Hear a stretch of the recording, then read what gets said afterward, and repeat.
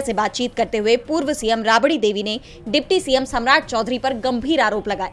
उन्होंने कहा,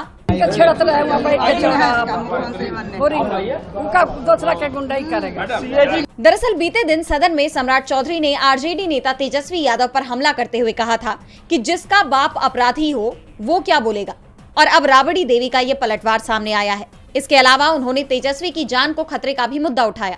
अंतिम दिन भी सदन में काफी गहमागहमी रही। लंच के बाद दोबारा शुरू हुई कार्यवाही भी मात्र 13 मिनट 43 सेकंड में अनिश्चित काल के लिए स्थगित कर दी गई। यानी बिहार विधानमंडल का ये मॉनसून सत्र हंगामे की भेंट चढ़ गया। एनडीए की सरकार केंद्र में हो या राज्य में मुश्किल में दिख रही है, तो मुश्किल में इस समय अमेरिका का दोस्त इजराइल भी दिख रहा है। फ्रांस की तरफ से फिलिस्तीन को लेकर बड़ा फैसला लिया गया है, जिसने इजराइल के साथ अमेरिका की भी चिंता बढ़ा दी है। तो क्या है फ्रांस का फैसला जिसने दुनिया भर में मचा दी है हलचल? देखिए रिपोर्ट। गजा में जंग को लेकर इजराइल अब बुरी तरह घिरता नजर आ रहा है। अमेरिका से लेकर ग्रीस जैसे देशों में इजराइल के खिलाफ विरोध प्रदर्शन हो रहे हैं। इस बीच फ्रांस ने इजराइल को बड़ा झटका देते हुए अहम घोषणा की है। फ्रांस के राष्ट्रपति इमैनुअल मैक्रों ने फिलिस्तीन को मान्यता देने का ऐलान किया है। उन्होंने कहा कि फ्रांस फिलिस्तीन को अलग देश के रूप में मान्यता देगा। सितंबर में संयुक्त राष्ट्र महासभा में इसका ऐलान होगा। आज सबसे जरूरी है कि गजा में युद्ध को रोका जाए और लोगों को बचाया जाए। ऐसा करने वाला फ्रांस पहला G7 राष्ट्र बन जाएगा। मैक्रों ने अपनी सोशल मीडिया पोस्ट में कहा कि हमें तत्काल सीज फायर, सभी बंधकों की रिहाई और गजा के लोगों के लिए बड़े पैमाने पर मानवीय सहायता की जरूरत है।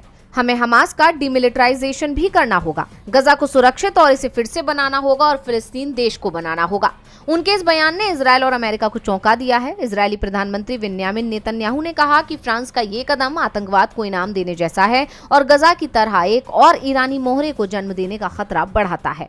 वहीं अमेरिकी राजदूत ने कहा कि फ्रांस को ही ब्रिटिश कॉलोनी घोषित किया जाए। अमेरिका के विदेश सचिव मार्को रूबियो ने कहा कि फ्रांस के राष्ट्रपति इमैनुअल मैक्रों का ये बकवास फैसला हमास के प्रोपेगेंडा को बढ़ाएगा और मिडिल ईस्ट में शांति को पीछे धकेल देगा। लेकिन एक बात तो तय है कि जिस तरह फिलिस्तीन का समर्थन बढ़ रहा है, उससे अमेरिका इजराइल की चिंता बढ़ती जा रही है।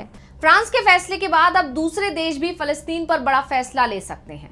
भारत में आपत्तिजनक कंटेंट दिखाने वाले OTT प्लेटफॉर्म्स पर बड़ा फैसला लिया गया है। कई बार इन पर बैन लगाने की मांग उठ चुकी है। सरकार की तरफ से इन्हें लेकर बड़ा कदम उठाया गया है और सरकार ने 25 OTT प्लेटफॉर्म्स के खिलाफ बड़ा एक्शन ले लिया है। तो क्या है पूरा मामला? क्यों सरकार के निशाने पर आए ये OTT प्लेटफॉर्म्स? जानने के लिए देखिए ये रिपोर्ट। OTT प्लेटफॉर्म्स को लेकर देश की जनता दो गुटों में बटी हुई है।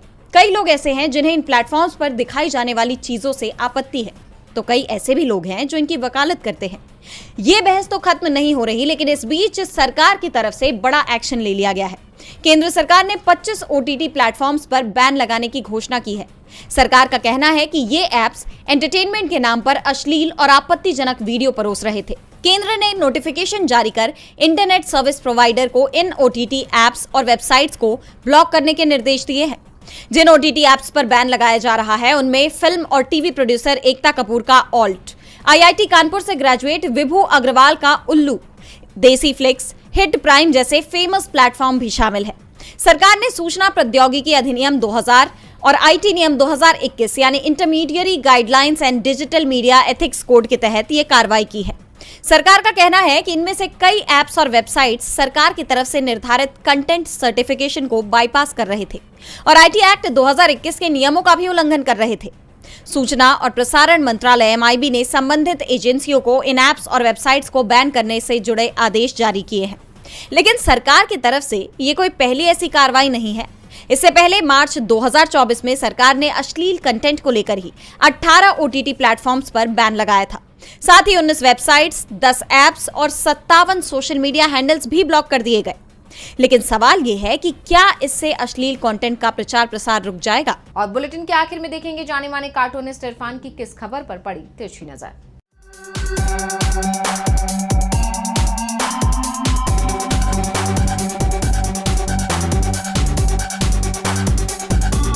एक रिपोर्ट आई है कि PM नरेंद्र मोदी भारत के सबसे लंबे कार्यकाल वाले प्रधानमंत्री बन गए हैं, इंदिरा गांधी से भी ज़्यादा। अगर इंदिरा गांधी भी चाहती तो ED, CBI, UPA का भी इस्तेमाल देश हित में करती। तो इंदिरा है तो मुमकिन है भी हो सकता था।